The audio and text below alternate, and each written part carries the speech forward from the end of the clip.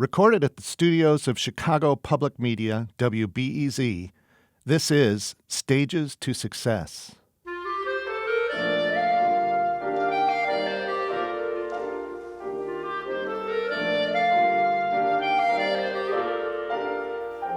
The drive to excel is universal, as is the pride in a job well done.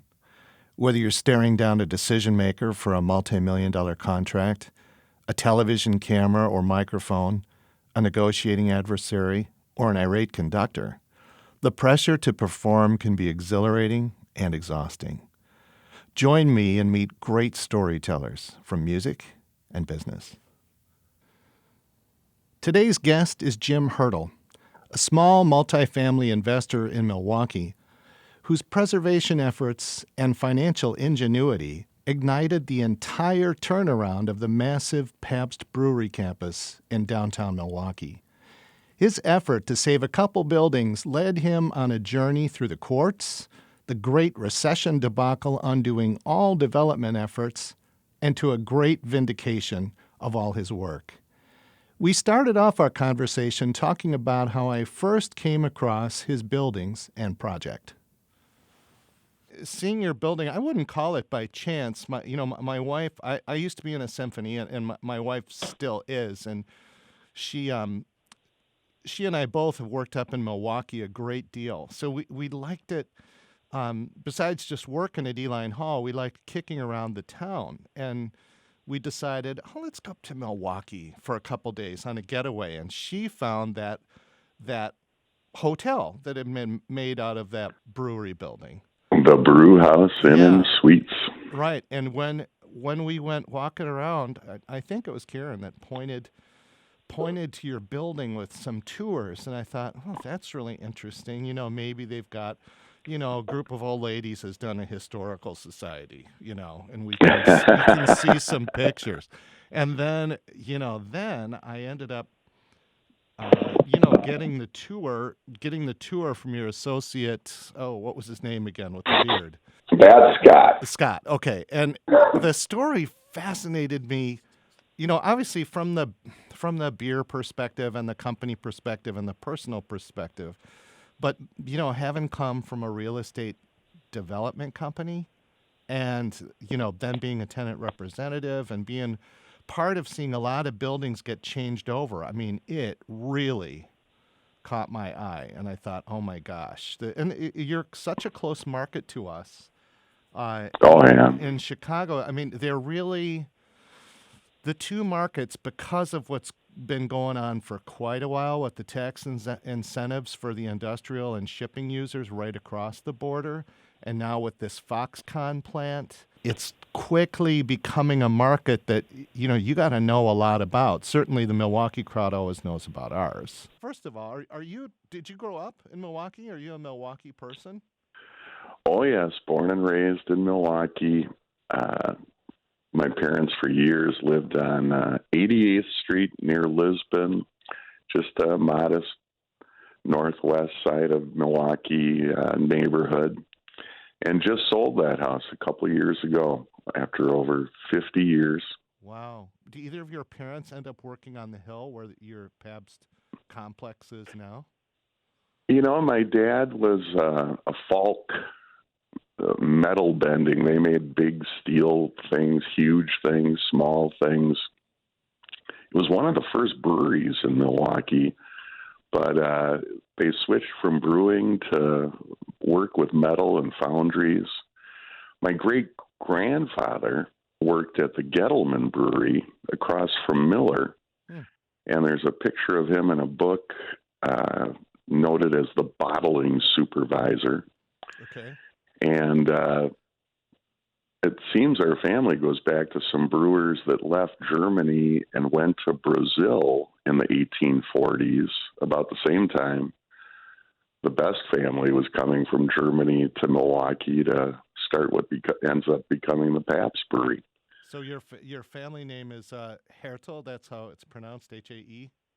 Well, my parents always said Haertel, like a track person, but all the Germans say no. your Haertel. Right, and you probably had the umlauts over the A when they first moved over. Probably. And it is spelled Haertel. Right. And there's a lot of different variations, but apparently I'm a Haertel. Yeah. And hopefully from a long history of brewers that I'm hoping to trace back with, all the ancestry stuff. Right. Well, But it was interesting for me to find out later in my life that my ancestors were brewers. yeah. And it made things all come sort of full circle. What was the Falk company that you mentioned? Did they actually have a brand of beer and then completely retool their business to be into the metals? Yes, it was like Francis Falk, I think, was the start. And it was one of the biggest brewers back in the day, going back to 1830s, 1840s. And, they were quite successful and had great beer gardens. And they were the big name before you hear the Pabst and Schlitz and Millers. Interesting. The old names were Falks and Melms and Young and Borchert, names like that. And Melms, I think, burned down once, they rebuilt, burned down a second time, they rebuilt. And then after it burned a third time, they finally sold to Captain Pabst and said, we've had enough. I think Falk also may have had, there were a lot of fires with breweries because you had wood buildings, people working with fire, and let's face it, they were drinking the beer. And there was even some accusations of competitors sort of saying, hey, that guy is growing a little too fast competing with us, and they would go and literally start a fire to set them back and burn them down. Well, did you have dust from grains in the place, like the famous explosion up in the Twin Cities of their milling facility? I always wondered when I went through the grain elevator why they had glass bowls around every single light. And then they explained to me that this dust is so fine that if it ignites, it is like, forgive me, but like the fertilizer used at Oklahoma City.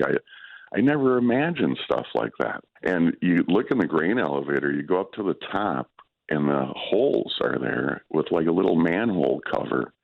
And then they had this little cage that just fit through this manhole cover, and a person would get into it and get lowered literally a couple 100 feet with a big broom-like brush to wipe the sides of the silo clean. Wow. And you can bet he wasn't lighting up a cigarette while he was down there, or he would be on his way to the moon. Yeah. You're in a concrete tube, and you get that going. So even brushing it, you had to be careful not to create friction and a spark. What you're explaining is a real concentration of a particular industry in a mid-level city. Do you have a notion why? Was it just the German immigrants coming in? Was it the supply of fresh water? Why the brewery industry was so prevalent in that particular town and so dominant to your economy? I actually did do a bit of reading and research on this, and it was more like, why Milwaukee? Right. And it really came to the conclusion that there wasn't one single competitive advantage, but sort of having everything that you needed and good people, pretty organized Germans that knew how to make the beer and distribute it better than anybody before. Mm-hmm. So it was really, they had the water, they had the grain, they could grow the hops here, which is rare, and they knew how to make the beer and then how to organize a business and distribute it. Yep. And others could emulate it. St. Louis did a nice job. Chicago was actually, in every way, bigger than Milwaukee, and it was the Chicago fire that really caused Milwaukee and St. Louis to take over domination. And what I read there, too, was that Adolphus Busch and Captain Pabst, steamboat captain Frederick Pabst, exchanged letters where they would agree to fix pricing because it wasn't illegal yet. Nope. You could rarely get a competitor to go along with you. But when they saw Chicago burn, they said, if we would price together around the Midwest and not compete, we could take the profits we make and sell beer below cost in Chicago or so low that no producers are going to grow there. And Pabst ends up being the largest American-owned beer. That's amazing. But they competed, and that's why there are no large Chicago breweries. Milwaukee and St. Louis grew, and finally the competition set back in. But by then, they were already dominant in the industry. Yeah, and Chicago really put a lot of sweat equity into the stockyards and the distribution of meat. So, it's funny how you get these little concentrations even within one region of the U.S. Do you personally have an early memory of the Pabst Brewery Hill in full tilt, or had it already started to, wane in its production when you were a young guy? Well, my earliest memories are my dad asking me to fetch one from the fridge for him. Okay. And working on cars as a 16 to 18-year-old, and Pabst was the beer of choice. But for some reason, I never went on a tour. But of all things, around my 30th birthday, I ended up trying to get other people to do a air band lip sync thing.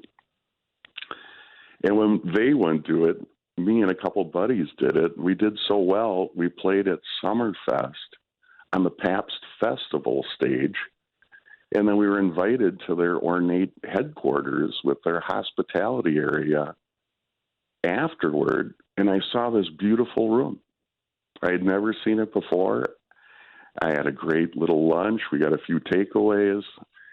And then years later, I heard how it was threatened with potentially being torn down. And I remember that memory of that beautiful room.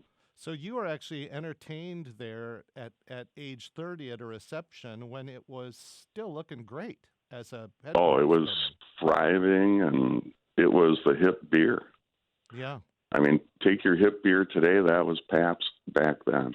Can you give us, because I don't want to dwell too much on the beer. I'm really fascinated by the real estate for obvious reasons. But can you give us a 3-minute story of how Pabst got that original placement of the brewery from his father-in-law and then expanded the site so dramatically and so rapidly? Well, the 3 minutes is a challenge, but I'll give you that version. Yep. It starts with Jacob Best in Germany, ready to retire around 58, having a couple sons come back and say, you got to move the brewery to Milwaukee. The freedom of expression and freedom to do whatever you want. It wasn't so much money as freedom. And he said, all right, I can't believe it. But he took his wife, his 4 sons, his 2 daughters, a few in-laws. And at 58, he's setting up the 20th brewery in Milwaukee. And they should have been near their son's malt and vinegar factory, closer to the river, closer to the eventual railroad. But they went up the hill thinking we got to dig some cellars. And they went up the hill to where we are today on what was 9th and Chestnut, opened up a modest little brewery that was quickly number 5 of about 20 little breweries. And we're not talking about breweries like today. Think of a bakery. Yeah. These were like 20 little bakeries that made beer that people would pick it up at the brewery, or they could deliver up to a mile for 50 cents with an ox cart. Oh, man. So that was the modest start, and it kept growing. And it was very successful, winning awards, soon became number 2. And then in 79, a brewery fire devastated the brewery. And again, it was wood buildings, working with fire, drinking beer, and the whole place burns down. And the captain had really just bought this Melms brewery I mentioned earlier. And they called it the Southside Brewery. And his equal partner that we hardly ever hear of, Emil Shandheim, ran that brewery. And the captain ran the one on 9th and Chestnut. And when it burned down, they should have concentrated all their efforts over by the other brewery. But the captain said, no, we're going to rebuild here, bigger, more modern, newer than ever. And they did. And some say it may have been the only mistake he ever made in his business, not to relocate over by his brother-in-law, but stubbornly rebuilding sort of far away. They always had to take their beer by horse-drawn cart about 9 blocks to get it to the railroad and to the river for delivery elsewhere. Wow. So that's why they ended up there. And then they just kept growing and growing. And again, why Milwaukee? Some of it was just the competition amongst each other. Pabst could see Schlitz a mile away, Valentin Blatz a mile away, Frederick Miller a couple miles up the road. And they just kept competing with each other. And Milwaukee got so big. And it was actually the Chicago fire that led to it growing so big. Again, that Chicago fire put them out of business and led to Milwaukee, both Pabst, Schlitz, Blatz growing bigger. And normally, breweries are as big as the city that they could serve. But Pabst and Schlitz, once they started serving Chicago, they said, we should go all over the country and pretty soon all over the world. Yeah, and I'm gonna get to that in my in a couple questions. How big did, let's call it the campus or the complex? How many buildings? What kind of acreage of contiguous real estate? Well, the rough number is 30 buildings over about 7 city blocks, which comprise about 23 acres in the northwest corner of downtown Milwaukee. Yeah, I mean, this is a phenomenal landhold. I mean, when I saw we called it a city within a city. Mm-hmm. Are there some operational firsts that the Pabsts put in place with these buildings that are either technologically or in a business sense, some of the very first things you saw in a big campus of breweries? Well, some of the biggest firsts that I'm aware of are like the Malt House. From a real estate perspective, that is the one last building that's in the midst of being redeveloped right now. And what about it? What happens there? When it was built in like 1890, it was the largest malt facility ever built, and it could make up to 1 million bushels of malted barley every year. No one has ever built a bigger one. That was certainly a first and a competitive advantage. A huge brick with these huge vats filled with water. You would put barley in, and they'd have like a overhead crane go back and forth. And on this crane were about 8 augers that kept churning the barley in the water until it would grow a sprout that they knew when it was about 2 inches long, it would be the right sweetness and moisture. They would drain the water. They would take all this stuff out, get it over to some dry kilns as in KILNS, yep, and dry this stuff. And then the more they cook it, the darker it would get. And then over to the grain elevator and into the brew house. I see a parallel there with the indoor farming and the hydroponics work that's being done on a big scale in Older Warehouse here in Chicago now.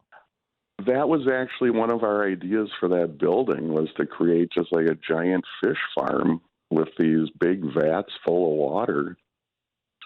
Yeah, it would have been perfect for it. Your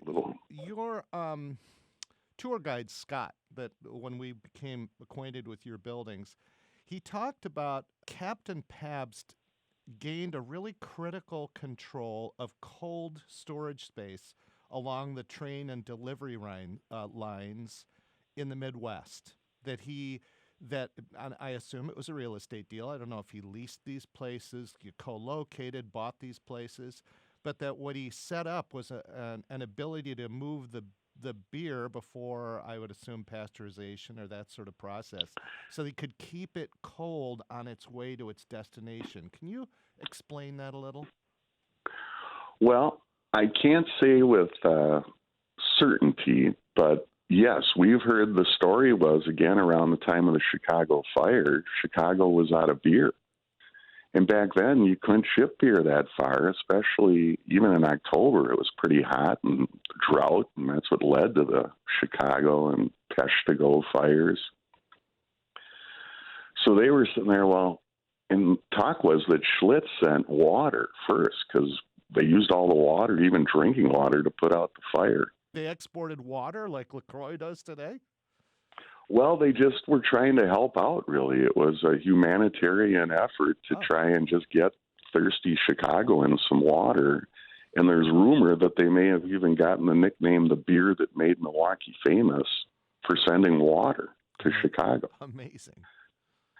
And Pabst said they got enough water, we got to get beer down there. Now we're talking. As if, they need beer. No, I don't think that was a humanitarian effort. But he saw a business opportunity, and he said, when we take beer down there for a big reception or big to-do, we just keep the beer cold. He goes, we're going to insulate the railroad cars. Okay. We're going to put big ice blocks like we normally put in the cellars to keep the beer cold in the summer. Put sawdust over it, keep it cold, and we're going to get beer to Chicago. And they got so much beer to Chicago, we had a whole new market. Normally, a brewery only has its own surrounding city. Now we became what was known as the national shippers. Because the captain, like you said, Scott, and we'll mention his last name, Smith, Scott Smith, he said how they said, why stop in Chicago? We can set up a series of ice houses along the railroad to replenish, and we can send beer from Milwaukee all over the country, eventually all over the world to about 80 countries. Now, didn't the Capone family, our local Chicago outfit, use some of these mechanisms for actually getting across the Canadian border, for getting into the U.S.? I mean, it strikes me that some of the moves during Prohibition must have occurred for Pabst too. How do we move our product into Canada, or how do we transport surreptitiously into markets? Now we're past, Captain Pabst passed away New Year's Day of 1904. Prohibition hits in 1919 to about 1933. And Capone was huge because it opened this whole black market because, just like people are finding with marijuana, people are getting it. Well, the same with beer. You can make it prohibited, but everybody was still getting it, and they weren't really enforcing, So a lot of the same routes were being used either at night or during the day with people bribed because they'd get beer too. And it was sort of this thing where we all see the glorified shootouts and Valentine's Day massacres. Those were more between themselves, fighting for territory. Law enforcement tended to say, look, it's beer. What they were really after was the hard liquor and getting away from saloons that had become really seedy establishments. So beer tried to say that, hey, we're consumed in kitchens with the family around, or nice beer gardens with families. So they tried to have more of a pleasant thing, but Capone certainly was using the same kind of things and had to keep beer cold just like everybody else. Did the downsizing that we would assume happened on the Pabst campus occur during Prohibition? Did he have to shut a ton of the buildings down? Did the family almost go out of business? I know had died by that point, but according to a Cochrane book that looked heavily into it, they mothballed the brewery thinking this Prohibition thing is only going to last a year or two. So let's just be ready to get back into it. And then suddenly it was 5 years and 10 years. And some brewers did shut down. They could wait no longer, and they converted to like ice cream or dairy because a lot of the equipment could be used. You see a lot of cheese makers and others that just couldn't wait it out. Pabst had farms and were raising Percheron horses and dairy cattle and grains and hops and so on. They tried different things. I saw where Master Lock sublet a building during Prohibition and had their sign out front.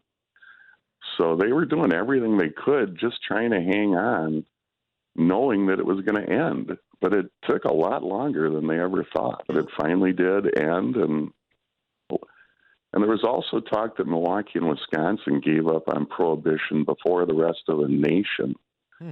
So they were already doing a small scale and just selling in Wisconsin.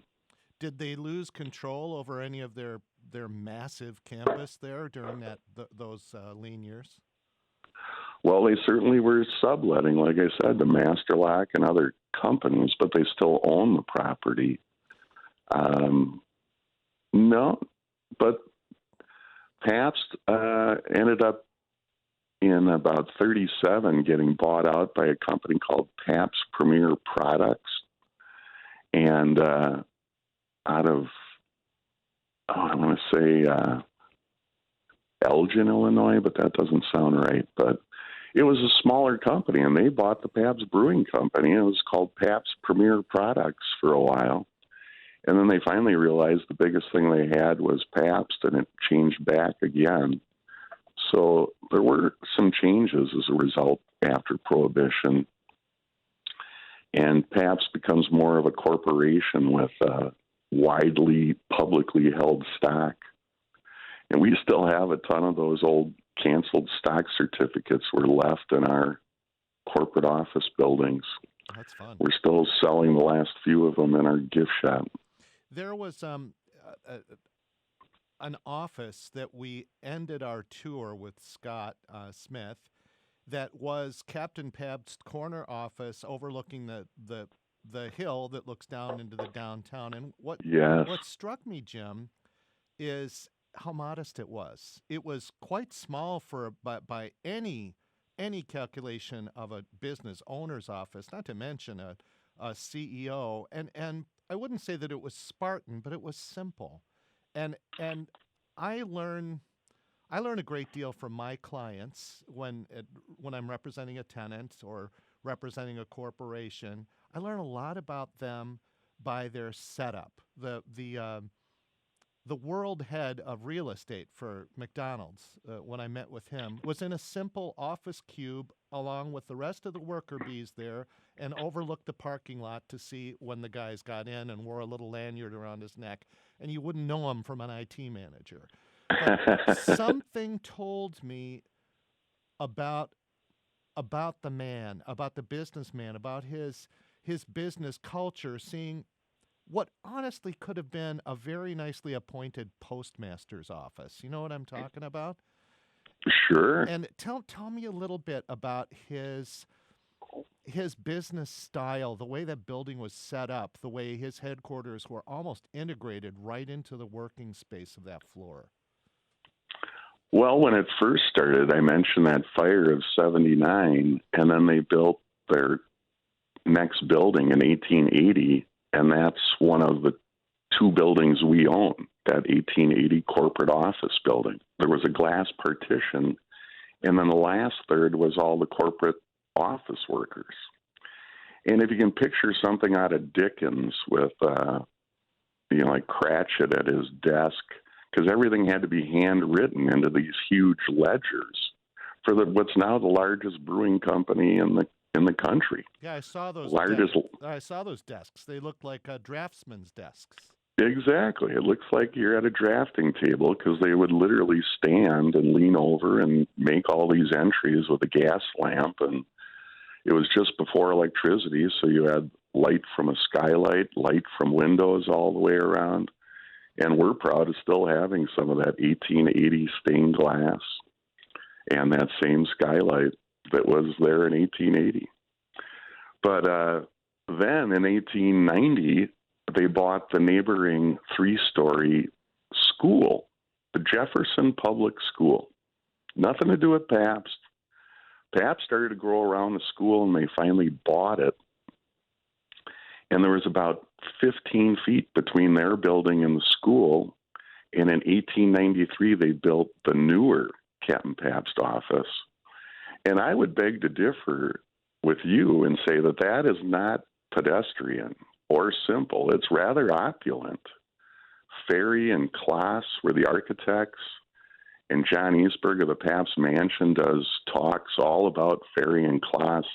And he said his favorite example of their work is this building that joined the Pabst 1880 building to the 1858 school. I would say if you have a tower with about 8 windows in a circle, and then you have transom windows that are real opulent, leaded and stained glass. You have curved radiators with hop leaves on the radiators. Well, I'm not saying it and a roll-top desk. Right. I'm not saying that it wasn't really pretty, but what I noticed was that it was absolutely integrated into his workforce's area. Well, you're right. And he could look right out and see everything from there. He could literally see Schlitz from there and maybe a glimpse of Blatz. Yeah, and people could look in and see him. I mean, I think of some of the offices I've been to that are almost like a crow's nest, right? They're way separated from anything else. There's almost this kingly presence, right, that can't be disturbed with. That was more the boardroom above, which you don't see on the tour yet, but we are going to be adding that soon. We finally fixed it up enough that we could show a more opulent room just above Captain Pabst's office. Mm-hmm. But you're right. He was known as the guy that would walk the plant, and even when they had closer to 100 employees or 200 employees and growing, he still knew all of them by name. Yeah. He was known for giving bonuses that at the time were $500 to $1,000, but in today's dollars, that would be like getting a $25,000 to $50,000 bonus to every employee. Yeah. He was doing so well, and he shared it with all of them, and they could drink beer on the job. So they worked hard. They made a lot of beer. They drank a lot of beer. They made a lot of money. He built a mansion for about $250,000 that now would be about $7 million in value. And, just some great, that's where he was not real modest, building that mansion, I'll tell you. He wanted something nice then. But he was known as a very nice guy. Some employees would run into trouble, and he would help them out. And an executive would say, hey, my kid had a problem. You didn't help me out like that. And he goes, well, you have the money. This person doesn't. All right. Little different from the multinational in South Africa owning your company. Yes. This is your host, John Hunter. If you, your company, or your organization would like to sponsor our real estate episodes, you can have an internal advertisement placed in the podcast. Please contact me at john@jhunterservices.com.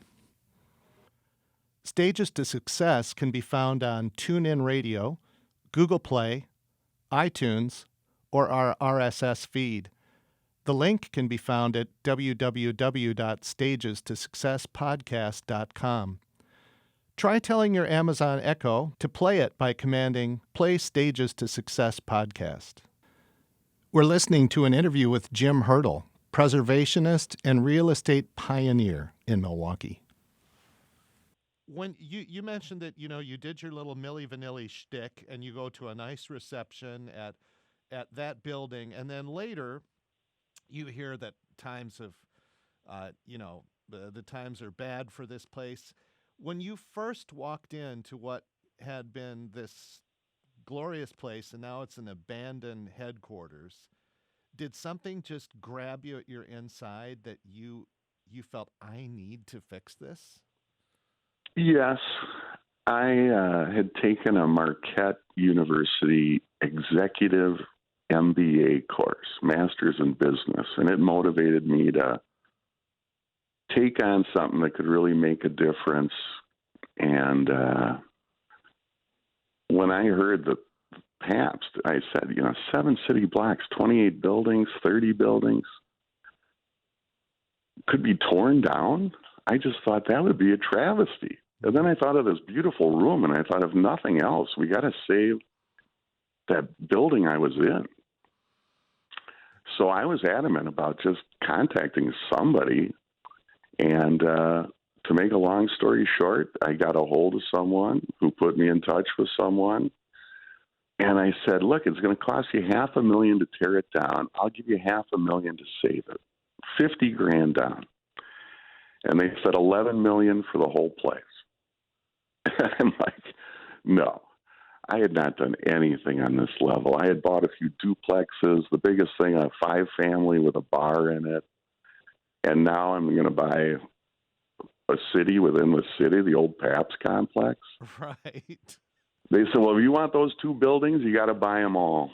And after a few years of going back and forth and not going back and forth, they finally said, we'll take $50,000 down on the $11 million. Unreal. And I convinced my wife, against her better judgment, to let me do it. She's like, where are you going to get $11 million? I said, where are we going to get $50,000?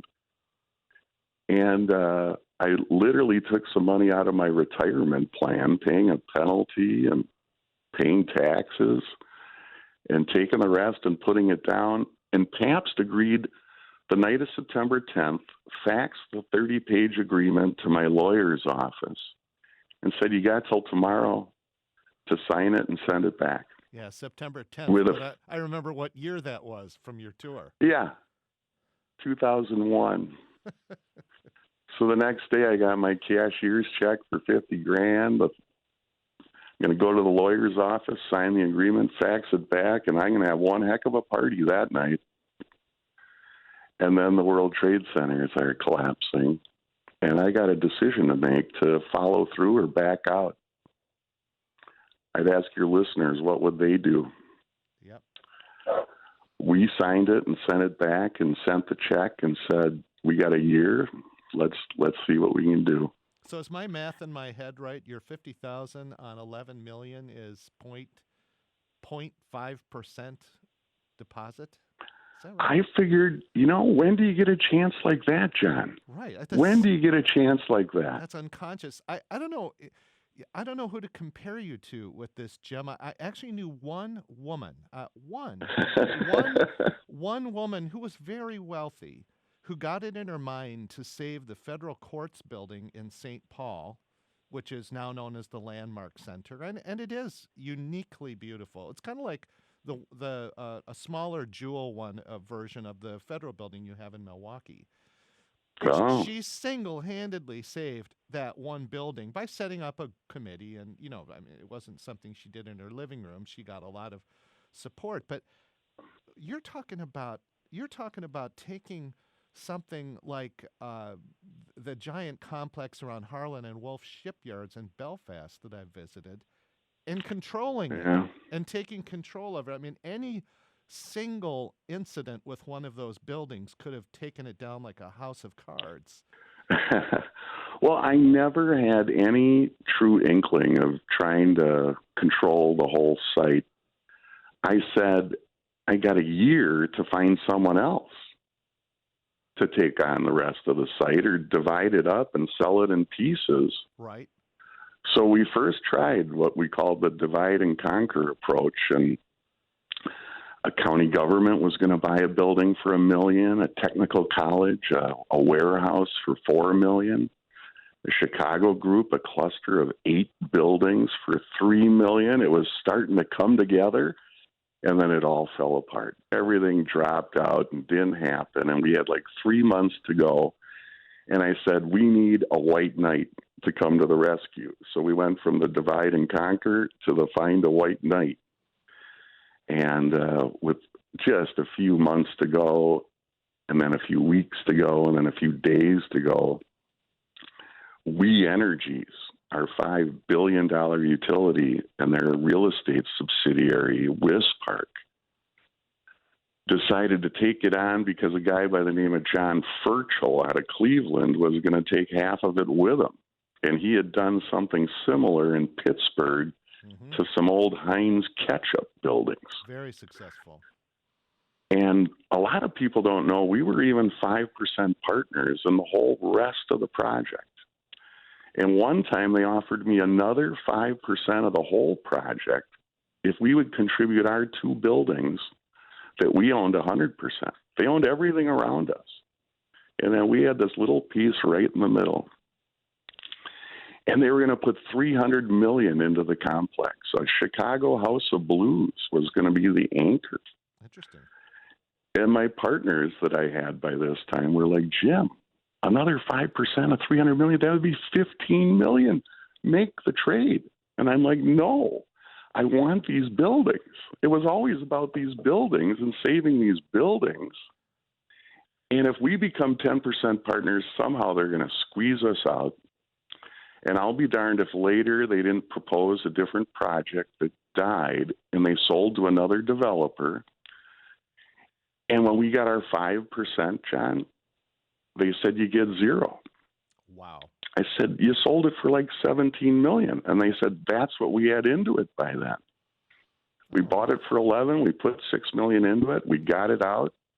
You get 5% of 0. You're lucky we didn't lose any money. So they played the old net proceeds game like people do with subleases. That's fascinating. And if I had 10%, I would have got 10% of nothing. Wow. And I wouldn't have owned the buildings like we do today. Yeah, there's in one of our previous episodes, the Julian J. Studley co-founding partner, Mike Solomon, talked about a similar thing that Mr. Studley did with this takeover of a New York site, basically borrowing $50,000 twice on almost a double or nothing bet, the second refinancing. and it kind of made their company, but it put him on the precipice of losing everything. That I think, having worked in a small development company, dealt with a lot of developers, I think people have this notion that they hear real estate developer and they think of somebody with really big, deep pockets, but they don't see how many times these guys go bankrupt along the way, how many times they have to rebuild from scratch. The risk, I would say, in general, outweighs the reward. It's the few who walk away with a nice boatload. I agree. It's really like wildcatting for oil in some ways, where you usually get the dry hole, but boy, if you get the gusher. Yeah. And we were just passionate first about what we were doing and doing it for the right reasons, not to make a buck. And I believe, like I've read others, if you do what you have a passion for and you do what you love, and if it's not about the money tends to come. The more you chase after the money for money's sake, the more it seems to elude you. Yeah. And the more you just do what you love, the more it's going to lead to success in the end, usually anyhow. And that's how it worked out for us. So my wife and I stayed at that brew house inn that's just, across the way. Oh, yes. I love the brew house inn and suites with the 6 copper kettles. Right. And when we say kettles, these probably hold 1,000 gallons, these big kettles, probably more, 10,000 gallons. There was a developer over there, and I apologize, I can't remember the name, who controlled a lot of those properties. Gorman, right. Gorman and Company out of Oregon, Wisconsin. And was that when you started to see sort of this area of Milwaukee like the phoenix rising from its own ashes? Because now you've got these aren't small projects. Oh, my goodness, yes. You have huge projects coming up around you, where the new Milwaukee Bucks stadium that opens this coming season, I mean, it's steps. Oh, it just away. opened. They just had their first open house for the public a couple weeks ago, and they had the Violent Femmes and the Killers open up the place just last Saturday. I think of like those movies we saw as kids in school, where they would show a desert coming to life in fast motion. What were the first buds that you saw out of the ground that you thought, oh my gosh? I've gotten to see the time lapse. I wish I had put a camera just up in that perch of that boardroom window and a little panorama, and because that's what I got to see over the last 20 years. I mean, I wrote the first letter April 23rd of 99. Mm-hmm. And then we finally got open ourselves with a little gift shop in 2009. Now, remember, the accepted offer was 2001, closing 2002. Yeah. I was the first thing reopening in that campus with a little gift shop, 20 by or 40 by, 20 by 40 feet, 800 square feet. The massive complex, there's now a little 800 square foot gift shop open. And then we opened up a little banquet hall. And then we saw the keg house turn into about 90 below market. They had to get low market rent housing and historic tax credits to get something done because it was in the midst of a recession. And then this Gorman company found a secret with what's called EB5. EB is an Eggs Benedict.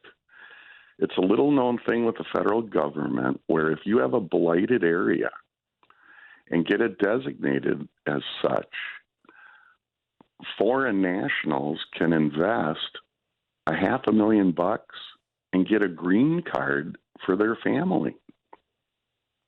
Wow. And they don't have to come to the city that they're investing in. So, for instance, a bunch of money was put together to help create this hotel in the old brew house.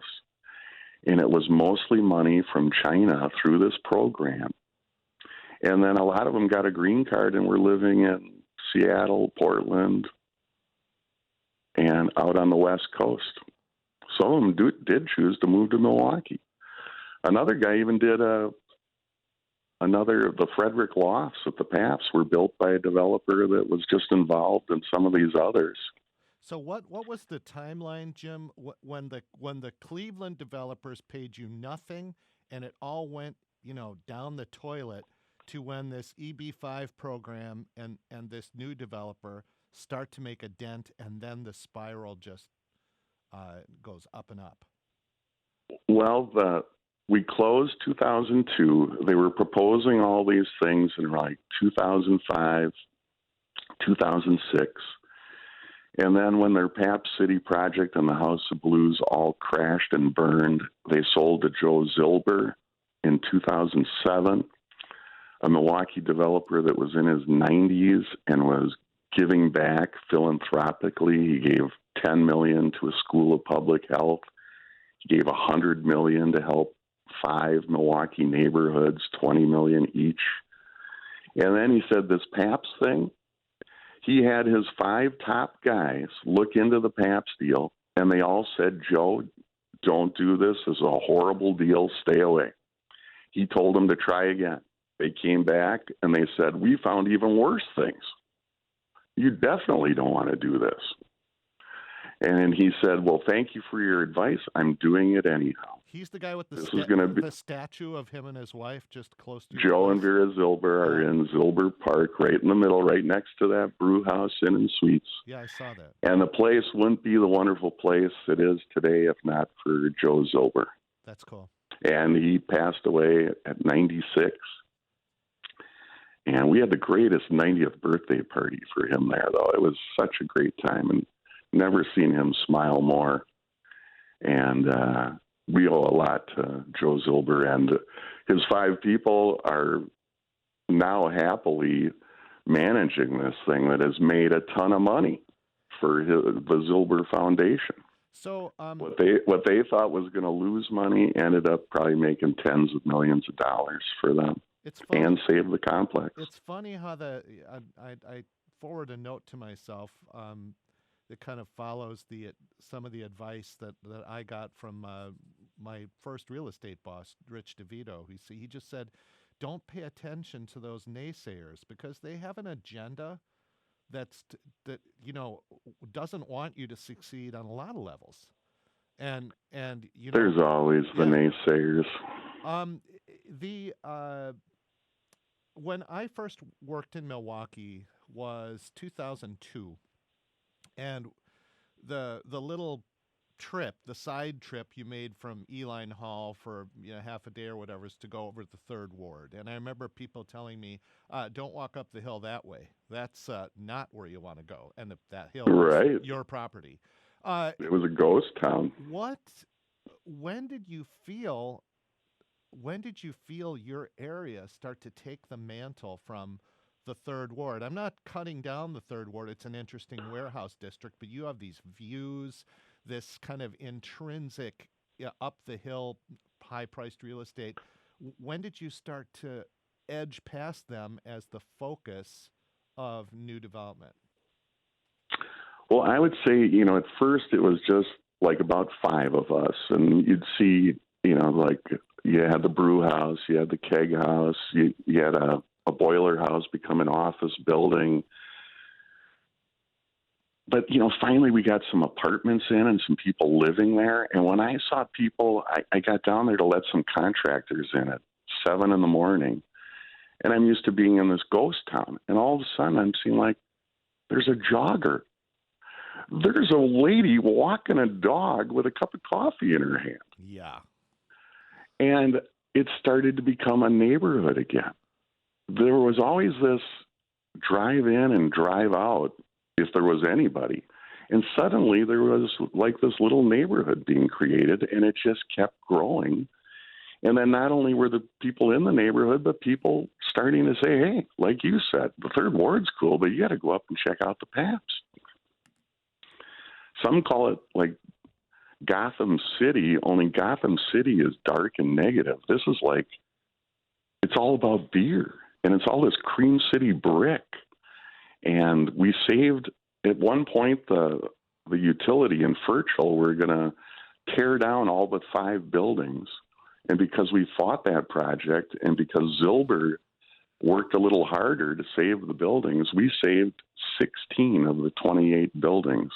And it still feels like a campus. Oh, yeah. If there were only 5, you wouldn't have had the same feeling, John, that you had when you were there. Because like you said, you feel like you're in another world. And I love it when Europeans come to visit because they say, it feels like Germany. I feel like I'm in Munich or Frankfurt. Yeah. So it's a step back in time. It's like the streets of old Milwaukee. This is a $11 million purchase, so they called it. So they called it in valuation, but only took a $50,000 deposit. So I'm and I'll tell you, it was a non-refundable deposit. Right, but if I put the $50,000 down on September 11th, I'm not getting it back unless I close the deal. You know what? I ended up getting the buildings for that $50,000. I didn't have to buy them from the utility for $500. I actually asked for the $50,000 back. I said, "Hey, can I get my deposit back?" And they go, "No, you're at least putting $50,000 into this deal." Love it. But so I got the buildings and 5% of the rest of the project for the $50,000 we put down, and a lot of hard work. But by current standards, you controlling that property for $50,000, I can't imagine that its true value was anywhere north of $1.5 or $2 million because you were able to control it with 50. I'm 50,000. I'm just thinking in the most basic math. It appraised out. I think it appraised around 14 or 15 million to close the deal. Right, but you and I both know that when you controlled it for 50,000, an appraisal versus a market value are two very different things. So it was a liability probably. Right. Anybody was crazy to take the project on. So for argument's sake, let's say that it's land, because this is a land deal that you did, really, that its land that its land was maybe worth $2 million. Let's just say that for fun. Yeah, that's probably not far off. What is the current value of all that real? If you had to take a guess, what if you combined all of Mr. Zilber's area, all of this utility area they controlled, the resales, the redevelopment, the income? Is this $1 billion neighborhood? $1 billion section of the city? I truly don't know. I don't know your market. I have an idea because I'm on a 5-person board now that helps manage the neighborhood, sort of like a business improvement district, but we're the first neighborhood improvement district, so we could assess apartments as well as businesses. And the total value of all the buildings, I think the last time I saw was about $250 million. And it's probably on its way to $500 million.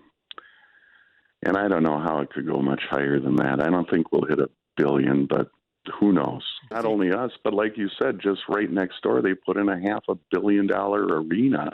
They put in a practice facility right next to us. And there's going to be another $500 million right around us invested in the next 5 to 10 years. Right. And it's not, as I always point out to my clients and others, it's really not about the buildings. It's about the people. And it's not location, location, location. It's income, income, income. So what you are doing is actually creating an income engine for that city. And it's astounding to me to look up that hill 16 years later from where I first worked, and people said, don't walk up there. I've seen the mayor at about 16 ribbon cuttings and various shovelings and so on. They keep trying to come up with a new way of doing things, you know. I think they finally had him operate a crane to lift the first lift on the roof or something. But he's always there, and he's nice enough to say, because I don't think I've missed one because I was in another state at the time, but otherwise I've been at all of them. And he's nice enough to look and point me out and say, that's the guy that started the spark. And then luckily Zilbert came and actually had the money to do it. Because sorry, Jim, you didn't have the money to do this. Well, I mean, what I see... But he does give me credit for being the spark. Yeah, and what I see when I, meet you in the little beer hall afterwards where you just happened to be, and I told Scott that I want to put that guy on my podcast. This is an amazing story and arc of what happens in, a newly revived city like Pittsburgh or you. But yeah. Well, and I want to say, and I hope this makes the final edited version, that I get a lot of credit, but, my wife deserves a ton of credit for letting her crazy husband do this and what I've put her through. And that was my yes, next listeners, question. we are still married. Everybody's like, are you still married? Yes, we're going to celebrate 40 years. And so many other people, John, that helped make this happen, that if I could thank each one of them, it would take a chunk of your podcast. What was the big anxiety point? Oh my gosh, our entire savings, our kids' college fund, whatever, our mortgage, how can you be doing this? What was the apex of the anxiety point? September 11th? Oh no, it was sort of, certainly everybody had anxiety about September 11th, but it was more, we had already closed the deal, but we couldn't get them to give us our title, and we had to go to a lawsuit that went to the Wisconsin Supreme Court. Yeah. It was hard for me to earn money like I used to because anybody I wanted to work for knew what I was doing and said, well, how can I hire you to work here if you're in the midst of that lawsuit? Yeah. So there was times where we were living off of credit cards, and a good day was when we got another credit card offer that would allow us to re-up some other money at a lower interest rate and get more money available to us. Wow. And I had 2 kids that were going through high school, one about to start college. Luckily, she was valedictorian and got most of her room and board paid for. Nice. But we never missed out on anything. We did all our vacations. We had all our fun. But I think my wife is one person that would say if we had to do it all over again, she might say, I'm not sure it was worth it. Yeah. Even though it's turned out to be financially fantastic. What we've been through and had to go through, she probably would have wished I just had a nice, cushy CPA with an MBA job with nice benefits and not go through the roller coaster that we did. In your heart of hearts, do you think that when you got started with this and what drew you in and what kept you going, were that you were a preservationist of what had been, or that you were a developer of what could be? Which of those 2 directions drew you harder? Definitely more of the preservationist part of it, because it just felt like it was on the edge and could go either way. And again, I just use the word travesty. Mm-hmm. It just seemed it would be a travesty to lose that. So it was more about preserving and saving it But then to preserve it and save it, you got to figure out a way to repurpose it. Right. It's got to be able to make money. So it was sort of both, but it was more about even the repurposing wasn't more the excitement of that. It was that would allow the preservation and saving of it. I always tell people I love saving the old and I love cleaning it up and I love a little demo to spruce it up. But as soon as you start turning it into something new, then I get bored. I'm more about the preserving. I had Scott take us to that upper floor that you hadn't finished yet. That's still on the radar. I think is that maybe the reception area you were talking about. It still has the the lath and plaster exposed and stuff falling off. Sure. That to me is really interesting. To seeing its bare condition, and if anybody is. I'll try to put a link up to the before and after pictures of here, the post office in Chicago, which is just delivering to the market. And it's amazing to see the disrepair it had fallen into. Is that piece of it, does that sort of always need to be around the corner for you? We still have this part to do. We still have that part to do. We still have a second and third floor above Blue Ribbon Hall. One could be a little museum for us with all the stuff that was left behind and some cool stuff like you'd normally see in a museum, but a lot of unusual items. Like we have the old hospital room that used to be in their infirmary. We got the hospital bed and we got blueprints of the original brew house. We have so many neat things, files just left behind, stories to share. So something tells me you'd rather restore it to its original condition than make a really profitable Airbnb out of those floors. Am I right? Oh, exactly. I mean, we could we could do the Airbnb, but then you'd make money, but it would be just a pain, I think, to have people running around the place 24/7. The third floor, we have like still tin ceilings and cast iron columns and these old doors and wood that was put in by Pabst when they took over the building in 1890. So, I just want to take it back. There were all these additions in the 1930s and then the 1950s, and the worst were the 1970s and 80s when they were starting to shut down and getting cheap. So we got to peel some of this drywall off and expose the old wood that was there in 1890. And it's just rewarding. Well, thank God there are people like you out there, Jim, in real estate, so that we can not just that the government can come in and make a museum out of the place, but that people like you give us a glimpse back in to what private industry was doing with its real estate, the standards they had, the building capabilities, and the amount of aesthetic beauty that they put in. It's inspiring when you walk into a building like that and see it. Yeah, they don't spend the money on the opulence like they do like they did then. I mean, today it's just it has to be more efficient, and it's about cost. There's certainly some quality things going up even yet today, but nothing with the opulence of this. And what's amazing? People will go on our tour like you did, and they see a lot of the opulence, like Captain Pabst's office and our banquet halls, where we have two different banquet halls where we usually have a separate wedding, every Saturday night. Mm-hmm. But what they enjoy the most is going up on that second and third floor where it's peeling paint and tin ceilings and they get more of a thrill out of that.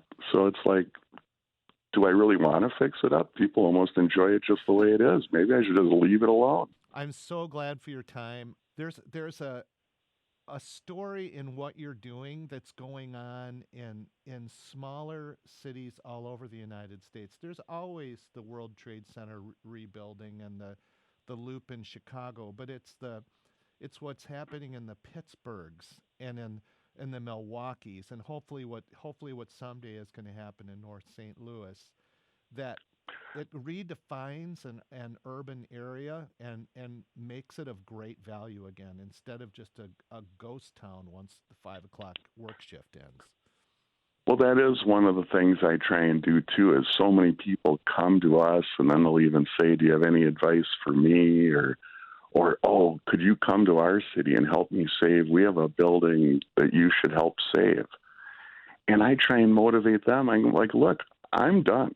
I've done this, and I love sharing it, and I'll help you in any way. But you have to go back to your city and find that diamond in the rough that might get torn down and save it. And boy, if you can incorporate beer or wine tasting into however you repurpose it, you'll have a good chance of succeeding in the end. But go back to your own towns and cities and villages and find something to save, and then you'll have a smile on your face like me." Yeah, well, if you can find any owner of a five unit multifamily who can put down 50,000 and it becomes an asset worth 500 million, send them to my podcast. I'd love to tell There their you story. go. Well, there's a lot more of them out there. All right, thank you. Offer them 50 grand down and see where it goes. Thank you so much, Jim. And we'll, when you do make it down here, let's, have one of your beers at one of our restaurants. That sounds great, John. Right. Thanks for having me on your show. Thanks for your time. All right. Bye-bye. All right. Bye-bye now. I hope you enjoyed today's interview with Jim Haertel, whose quest to save the Pabst campus in Milwaukee has rewritten the DNA of Milwaukee's downtown. I'm your host, John Hunter. Digital editing and technical assistance from Monty Scott, and recorded at the studios of Chicago Public Media at Navy Pier.